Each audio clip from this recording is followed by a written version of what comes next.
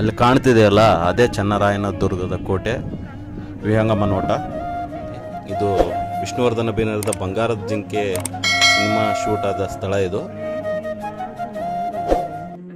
ನೋಡಿದ್ರಲ್ಲ, 1980ರಲ್ಲಿ TS ನಾಗಾಭರಣ ನಿರ್ದೇಶನದ ಬಂಗಾರದ ಜಿಂಕೆ ಸಿನಿಮಾ ಶೂಟಿಂಗ್ ಮಾಡಿದ ಪ್ಲೇಸ್ ಇದು.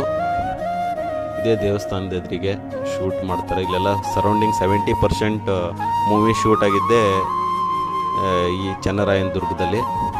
ಕೋಟೆ ಮೇಲ್ಭಾಗ ಒಂಥರ ಡಿಫ್ರೆಂಟ್ ಆಗಿದೆ. ಹಳೆ ಕಾಲದ್ದು ಕನ್ಸ್ಟ್ರಕ್ಷನ್ನು. ಅವ್ರು ಯಾವ ಥರ ಕಟ್ಟಿರ್ತಾರೋ, ಯಾವ ಥರ ಶತ್ರುಗಳು ಅಟ್ಯಾಕ್ ಮಾಡ್ಬೋದು ಅಂತ ಕಟ್ಟಿರ್ತಾರೋ ಅಂತ ಗೊತ್ತಿರಲ್ಲ. ಆ ಥರ ಡಿಫ್ರೆಂಟಾಗಿ ಕಟ್ಟಿದ್ದಾರೆ ಇದನ್ನು.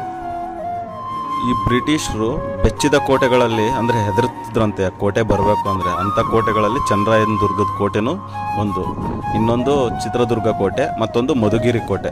ಈ 3 ಕೋಟೆಗಳಲ್ಲಿ ಎಂಟ್ರಿ ಕೊಡಬೇಕು ಅಂದರೆ ಬ್ರಿಟಿಷರಿಗೆ ಭಯ ಆಗ್ತಿತ್ತಂತೆ. ಅಷ್ಟು ಭಯ ಪಡ್ತಿದ್ರು ಅಂಥ ಕೋಟೆಗಳು ಇವು.